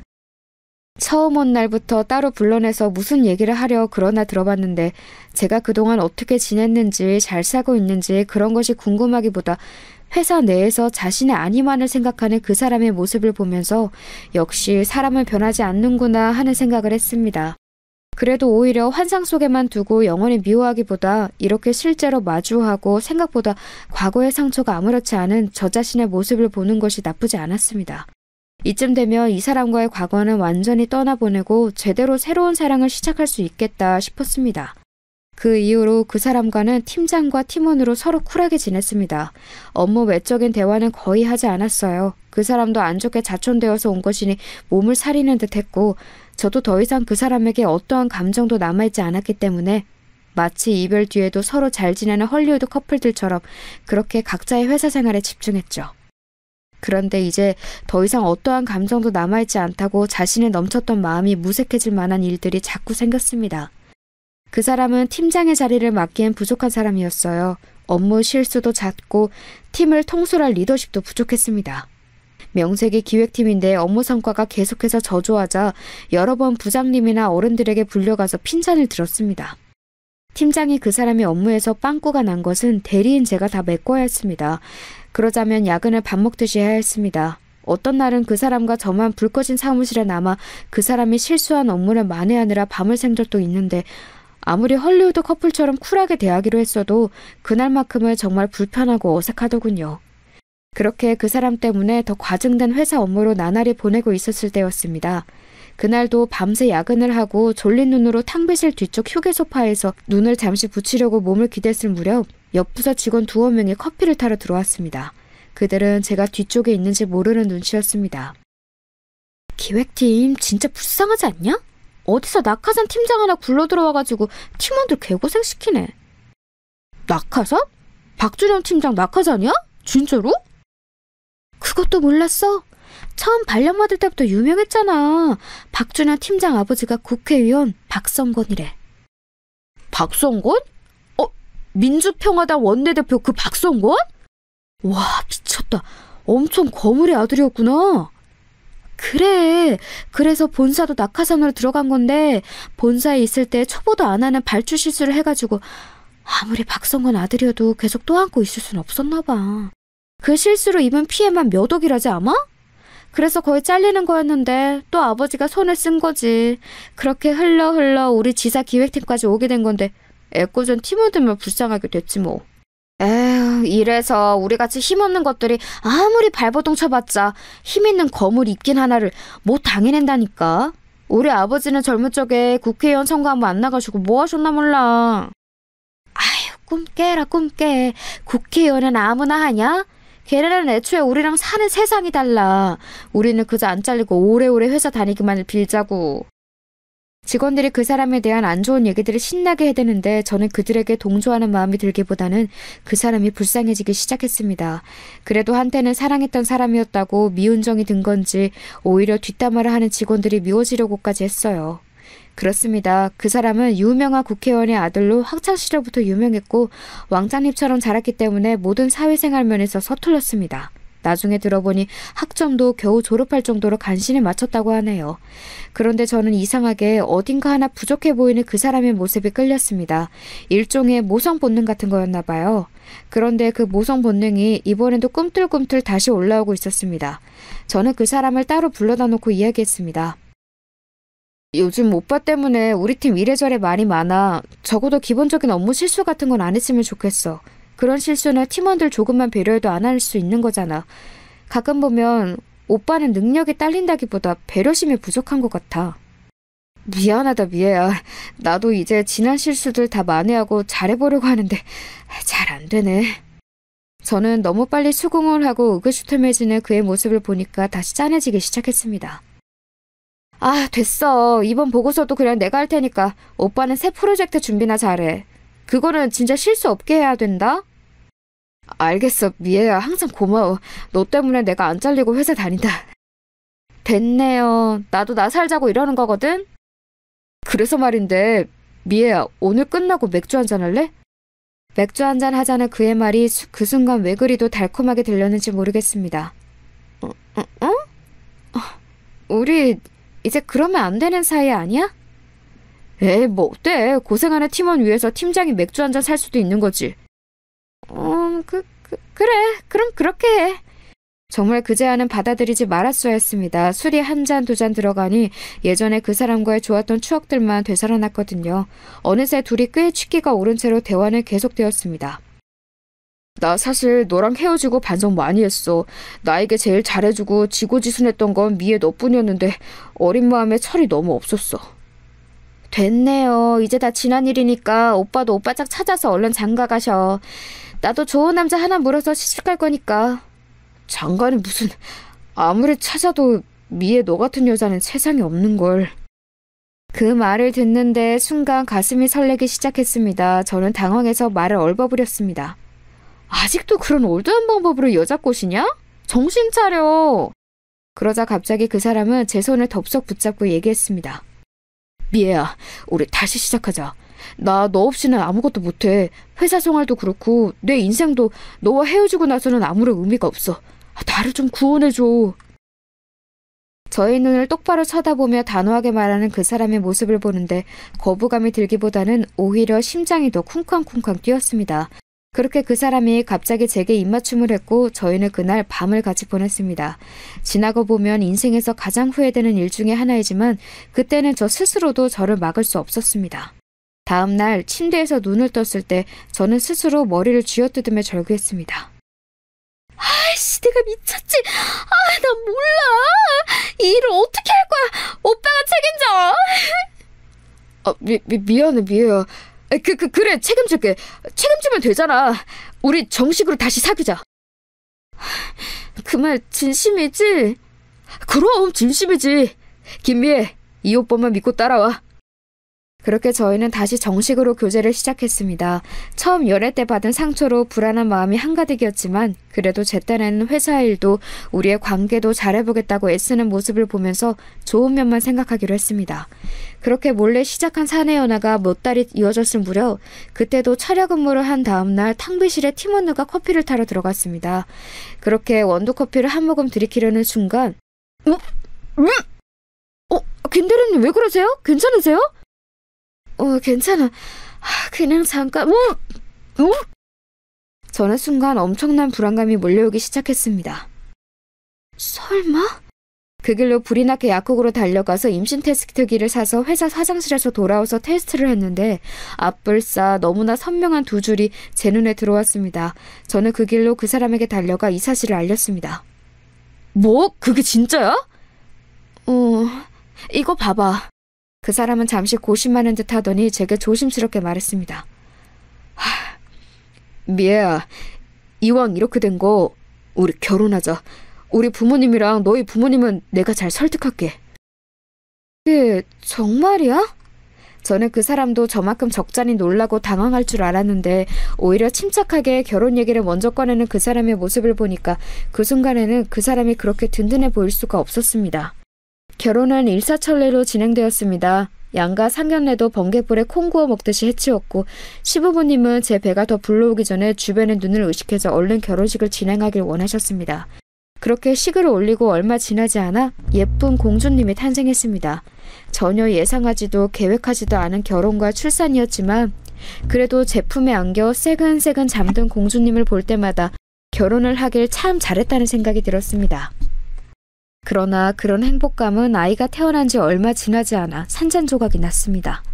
저는 그때 당시 육아휴직을 하고 아이를 돌보느라 여념이 없었는데 남편은 점점 팀 회식이다 출장이다 갖은 핑계를 대며 귀가가 늦어졌습니다. 그리고 대학 신입생 시절 처음 만났을 때의 그 고질병, 술 먹으면 연락이 두절되는 버릇이 되살아났습니다. 사내 연애를 할 때는 늘상 붙어 있었으니까 그 고질병이 도질 틈이 없어서 까맣게 잊고 있었는데 밤새 우는 아이를 달래며 동시에 연락이 두절된 남편을 하염없이 기다리던 밤, 그때의 기억이 떠올라서 얼마나 무서웠는지 모릅니다. 무언가 이 결혼이 잘못되었다는 느낌이 들어서 말이죠. 그런 저의 예감은 빗나가지 않았습니다. 그날도 육아에 지쳐 아이를 재우고 잠시 소파에 기대어 쉬고 있었을 때 전화 한 통이 걸려왔습니다. 여보세요? 대리님, 저 박주임이에요. 전화를 건 사람은 저와 같은 팀에서 친하게 지내던 박주임이었습니다. 어머, 박주임, 오랜만이다. 잘 지냈어? 회사는 잘 돌아가지? 아, 네. 그런데 드릴 말씀이 있어서요. 그게 뭔데? 저기 요새 회사에서 이상한 소문이 돌아요. 박준영 팀장님이랑 경영지원팀 이미진 팀장이랑 그렇고 그런 사이라고. 저는 그 이야기를 듣는데 하늘이 노래졌습니다. 이미진 팀장은 회장님의 손녀딸로 해외 유학에서 돌아오자마자 저희 지사에 낙하산으로 입사한 사람이었습니다. 듣기로는 유학 시절에도 불려시 같은 외모로 남자들을 홀리고 다녔다고 하더군요. 아닌 게 아니라 남편이 최근에 경영지원팀이랑 협업을 할 프로젝트가 생겼다며 그걸 핑계로 자꾸 야근을 하곤 했는데 협업할 프로젝트라는 게 지들끼리의 불륜 프로젝트였나 보네요. 저는 처음에는 너무 충격을 받아서 현실을 부정했습니다. 에이, 아니겠지. 안 그래도 요새 경영지원팀이랑 협업하는 게 있다며. 그러다 보니까 뒤에서 이야기 만들어내기 좋아하는 사람들이 또 하나 가십거리 만든 거겠지. 대리님, 그 프로젝트 옛날에 끝난 지 오래예요. 그마저도 두 사람의 일은 내팽개치고 신나게 놀아나느라 흐지부지 마무리됐어요. 명확한 물증은 없지만 아무튼 두 사람 사이에 무언가 있는 건 분명해요. 그게 정말이야? 네, 대리님. 저 계속 고민하다가 아무래도 대리님 위해서 꼭 말씀드려야 할 것 같아서 이렇게 전화드려요. 부디 판단 잘하시길 바랄게요. 저는 계속해서 박주임의 말을 믿을 수 없었습니다. 버젓이 저희 팀원들이 이렇게 옆에 있고 심지어 그 팀원들 중에는 박주임처럼 저랑 친한 직원들도 있는데 그런 상황에서 두 사람이 과감하게 불륜을 저지른다고요? 저는 아무리 생각해도 상식적으로 납득이 가질 않았습니다. 둘 중 하나라고 생각했어요. 이 소문이 완전한 거짓말이던가 남편이 정욕에 눈이 멀어 상식적인 상황 판단도 할 수 없는 사람이거나요. 그래서 저는 제 두 눈으로 이 사실을 확인해 보기로 했습니다. 마침 친정엄마가 동생네 일주일 정도 머무르기 위해 서울로 올라오신다고 해서 딸아이는 친정엄마에게 맡겨놓고 본격적으로 남편의 뒤를 캐기 시작했습니다. 처음 며칠은 아무것도 나오는 게 없었습니다. 회사 맞은편 건물 카페에서 하루 종일 잠복하며 동태를 살펴도 별다른 게 없었고 남편도 그 며칠은 무언가 꺼림칙했는지 일찍 귀가를 했습니다. 하지만 며칠 뒤 한 번 더 남편의 뒤를 밟은 결과 저는 너무 충격적인 장면을 마주해야 했습니다. 남편은 그날도 경영지원팀과의 협업 업무로 야근을 할 거라고 얘기하고 출근할 상태였습니다. 저는 어차피 의미 없이 낮부터 잠복을 해봤자 수확이 없을 것이라고 생각하고 그날은 퇴근 시간이 가까웠을 무렵부터 잠복을 했습니다.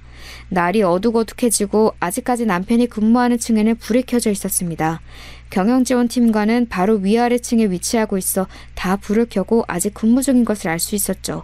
그것을 보면서 일만이라도 남편이 진짜 야근을 하고 있구나 라고 안심을 했던 제 자신을 바보 같습니다. 얼마 지나지 않아 직원들이 하나둘 퇴근하느라 회사 건물 1층을 나서는 모습들이 보였습니다. 그렇게 한 30분쯤 지났을까요? 갑자기 기획팀 층과 경영지원팀 층의 불이 꺼지기 시작했습니다. 왜 불이 동시에 꺼지지? 그리고선 계속 지켜보는데 남편이 혼자서 건물 1층을 나서는 게 보였습니다.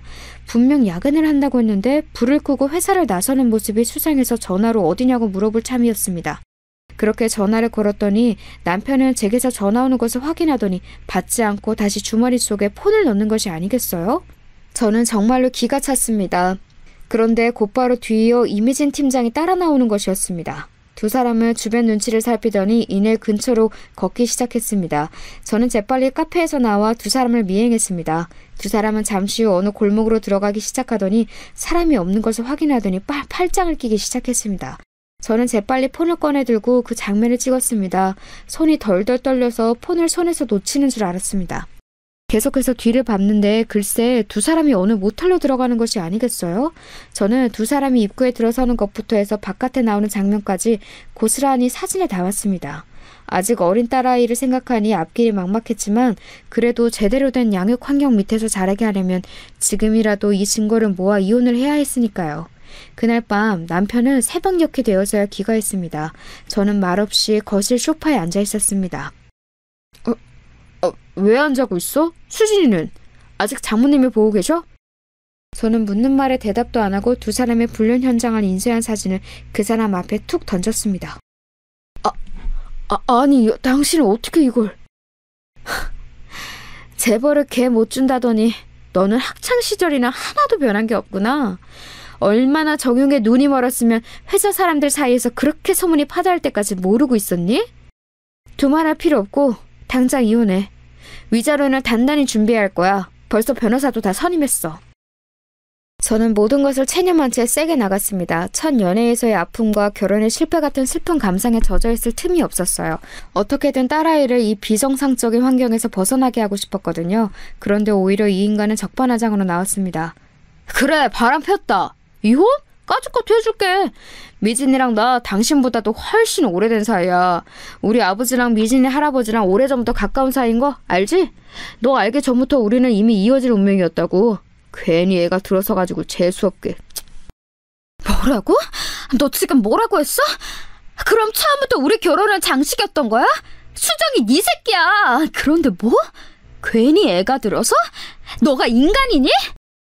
안 그래도 조만간 얘기하려고 했어. 얼떨결에 너랑 결혼하게 되는데 너랑 나랑은 인연이 아닌 것 같다.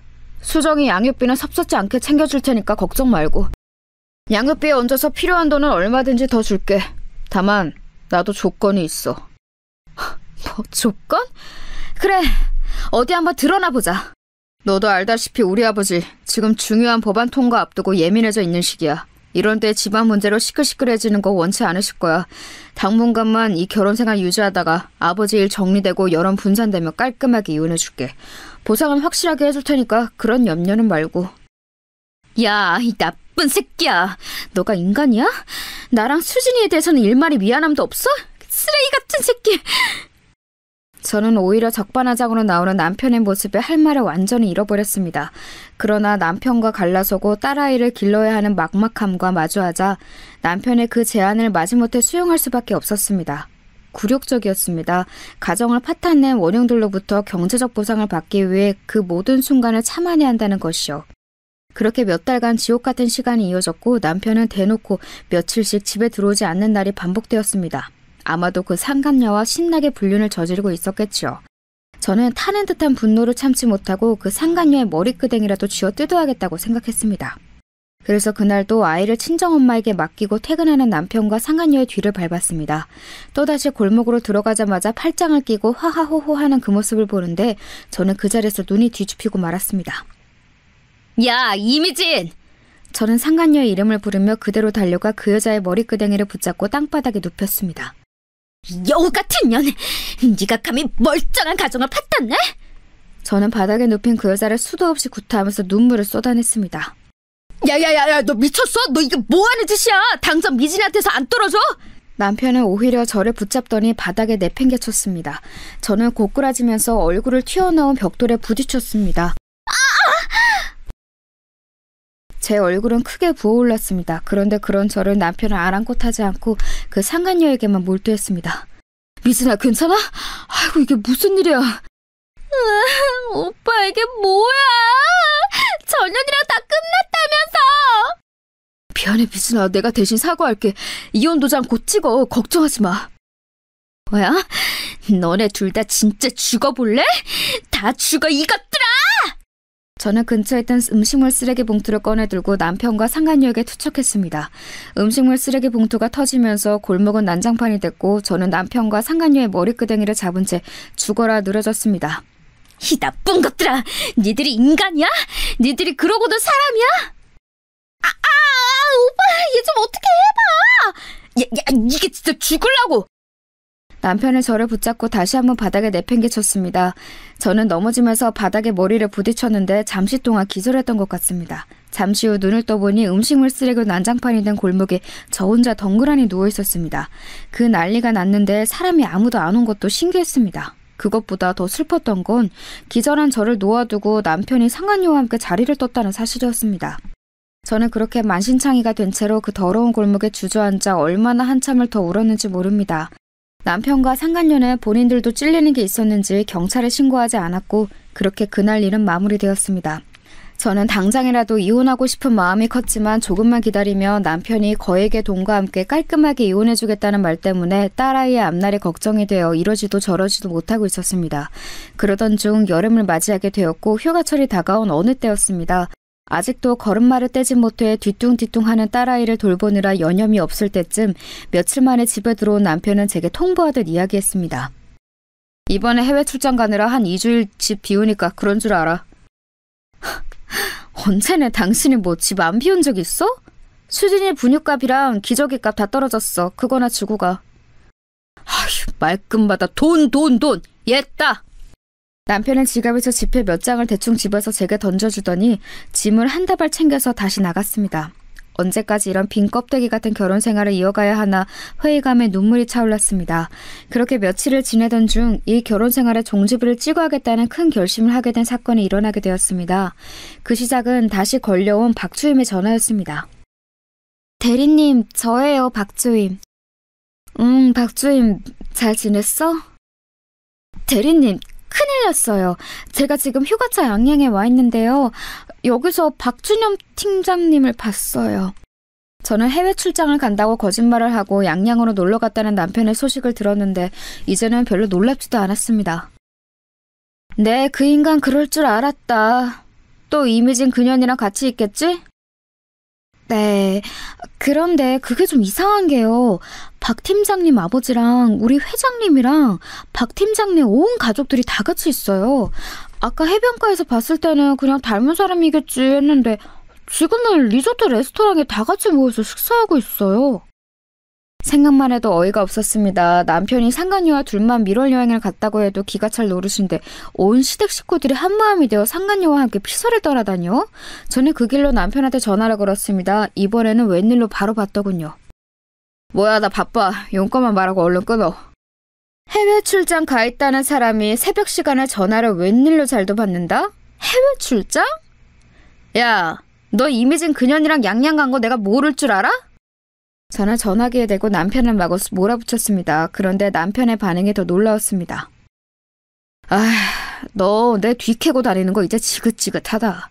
집에 돌아가면 말하려고 했는데 전화 김에 다 말해줄게. 이 자리 나랑 미진이 상견례 자리야. 돌아가면 너랑 곧바로 이혼할 거고 그 다음에 바로 미진이랑 재혼할 거니까 그렇게 알아. 위자료 걱정은 하지 말고 끊는다. 그렇게 남편은 자기 할 말만 하고 전화를 툭 끊었습니다. 어이가 없어서 눈물도 안 나왔습니다. 온 시댁이 합심하여 이 불륜관계를 도와주고 있었습니다. 듣자 하니 시아버지와 회장님의 오랜 정경유착 관계를 이 결혼을 통해서 완전하게 토대를 닦으려는 것 같더라고요. 저는 이대로 가만히 두고 볼 수가 없었습니다. 그 길로 온 친정 식구들을 다 불러 모아 자초지종을 설명했습니다. 부모님과 남동생들은 남편과 시댁의 만행에 분노를 참지 못했습니다. 그래서 저희 가족은 큰 복수국을 결심했습니다. 각지에 있는 친정 식구들을 양양으로 불러 모았습니다. 그렇게 시댁과 남편 그리고 상간녀를 철저히 혼내줄 모든 준비를 마치고 온 가족이 리조트 밖에서 시댁 식구들과 상간녀가 나오기만을 기다렸습니다. 드디어 그들의 휴가 마지막 날 고급 세단을 타고 입구를 나오는 그들을 멈춰 세웠습니다. 그러자 갑자기 기자들이 플래시 세례를 터뜨리며 몰려들었고 입구에 대기하고 있던 마을 주민 수백 명이 외치기 시작했습니다. 환경 오면 주도하는 매공도 박성권은 물러가라, 물러가라, 물러가라, 물러가라. 정경유착 비리의혹 사망그룹 이영진도 물러가라, 물러가라. 리조트 입구를 가득 메운 동네 주민들 사이로 기자들이 카메라를 들이밀며 시아버지가 탄차로 몰려들었습니다. 시아버지가 창문을 내리며 말했습니다. 이게 다 뭡니까? 이런 불법 집회는 처벌받을 수 있어요. 모두 해산하세요. 그러자 기자들은 아랑곳하지 않고 질문을 퍼부었습니다. 박성권 의원님, 이번에 추진하고 계시는 해외산 폐원자로 매립 계획이 굴욕 외계로 비판받고 계신다는 사실 아십니까? 그 이야기는 지금 나눌 이야기가 아닙니다. 지금은 가족 휴가 중이니 얼른 비키세요. 가족 휴가라고 하면서 사망그룹 이영진 회장의 가족과 동행하신 이유는 무엇입니까? 자제분과 이영진 회장의 손녀가 불륜관계라는 소문이 사실입니까? 아니, 이 사람들이 정말... 자제분의 부인은 이 사실도 모르고 집에서 이제 갓난딸을 힘겹게 돌보고 있습니다. 며느리 보기에 이 회동이 부끄럽지 않습니까? 자꾸 이러면 경찰을 부르겠습니다. 시아버지는 창문을 올리더니 더 이상 기자들의 대답에 묵묵부답으로 일관하였습니다. 경찰들이 와서 마을 주민들을 해산하자 그제서야 소동이 진정이 됐고 그 풍경은 뉴스 화면에 그대로 잡혔습니다.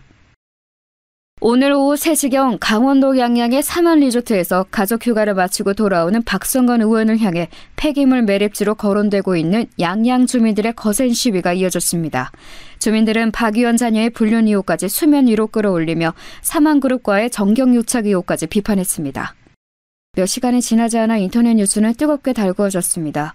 여러분, 이쯤 되면 이 난리가 다 무엇인가 싶으시죠? 저는 남편에 대한 복수를 결심한 순간 온 가족이 합심해서 시댁을 완전히 보내버리기로 결심했거든요. 그 전말은 이랬습니다.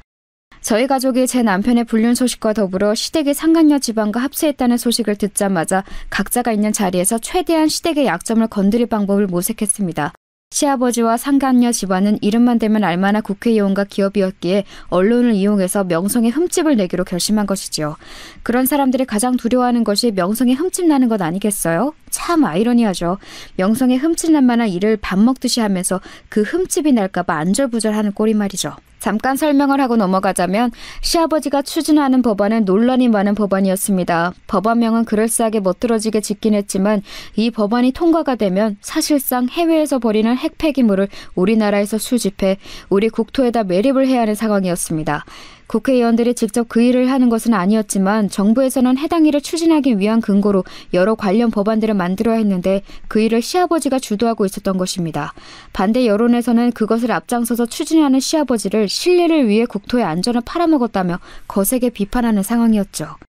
기자인 둘째 동생이 그런 언론의 움직임을 담당하기로 했습니다. 제가 찍어두었던 남편의 불륜 증거 사진과 더불어 시아버지가 추진하던 법안의 쟁점이 되는 자료를 모두 수집했고 그 모든 과정에 협조한 사망그룹의 비판 여론 또한 모아드렸습니다.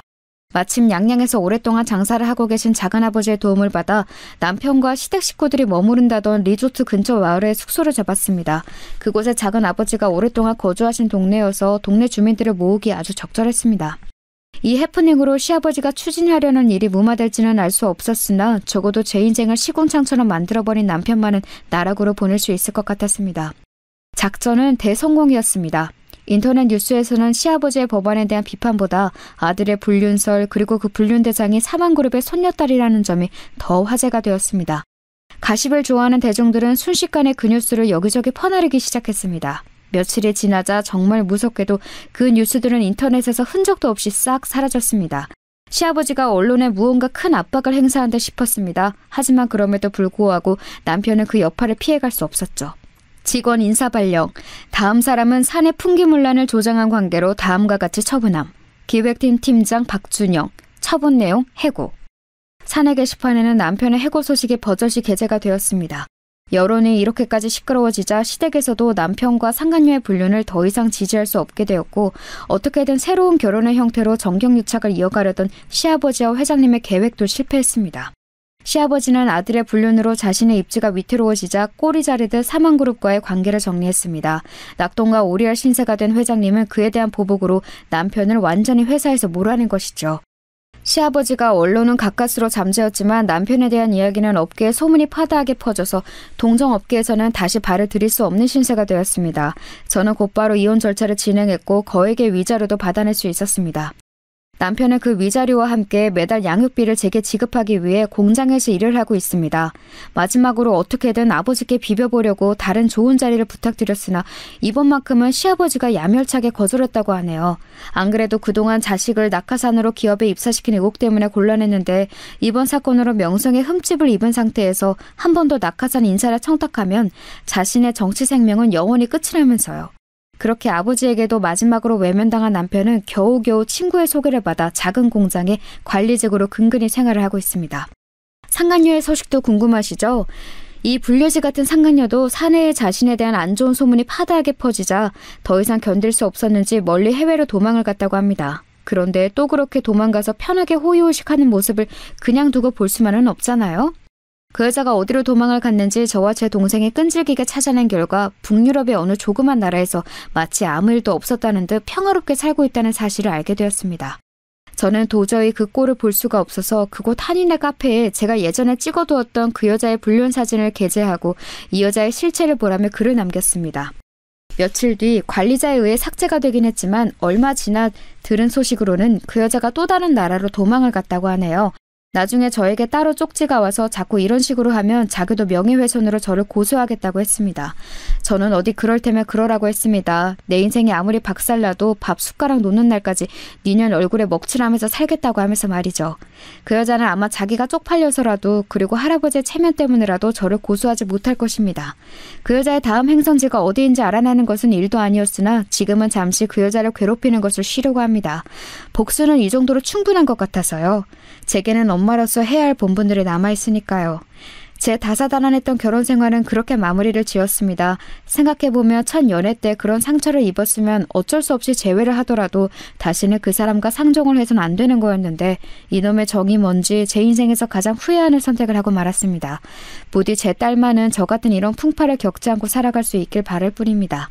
그 이후로 육아휴직에서 복귀할 무렵 회사에서는 마치 언론을 의식이라도 하듯 제게 팀장 자리를 제안했으나 저는 과감히 그 회사를 박차고 나왔습니다.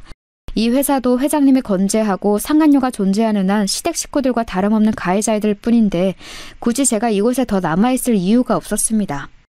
저희 딱한 사정을 들은 경쟁업체에서 그간의 제 경력과 여러 면을 인정해줘서 채용을 해주었고 지금은 안정적으로 그 회사를 다니면서 딸아이를 키우고 있습니다. 한 가지 더 사이다 소식을 전해드리자면 그 사건 이후로 총선이 한 번 있었는데 시아버지는 이전 사건의 여파 때문인지 낙선을 했습니다. 정치계에서 입문하고 첫 낙선이니 충격이 꽤 크겠죠. 결국엔 인과응보 사필 규정인 것입니다. 현직 시절에는 그렇게 수많은 사람들이 줄을 대려고 난리였는데 지금은 아무도 찾지 않은 뒷방 늙은이가 되었다고 해요. 그러게 아무리 자기 정치 생명에 이득이 될 것 같지 않은 사람이어도 명색이 며느리인데 그렇게 쉽게 저를 버리고 새로운 사돈을 꿰찰 생각을 하다가 큰 벌을 받은 것이죠. 매번 언론에 나와서는 국민 한 사람 한 사람이 자신의 스승이다. 가장 작은 사람에게서 가장 큰 것을 배운다는 등 입에 발린 소리만 늘어놓더니 실제 하는 행동은 자신에게 이득이 되지 않는 사람은 냉정하게 버리는 몹쓸 사람이었던 것입니다. 부디 이런 사람이 다시는 정계에 발을 들여놓지 않았으면 하는 바람입니다. 오늘 사연을 듣는 분들 중에서도 혹시나 억울한 상황에 있거나 그것을 극복하기 위해서 열심히 싸우는 분들이 있다면 희망을 잃지 않길 바랍니다. 열심히 싸워나가다 보면 저같이 사이다 한 잔 시원하게 들이킬 날이 반드시 올 테니까요. 제가 준비한 사연은 여기까지입니다. 모두 좋은 하루 보내세요.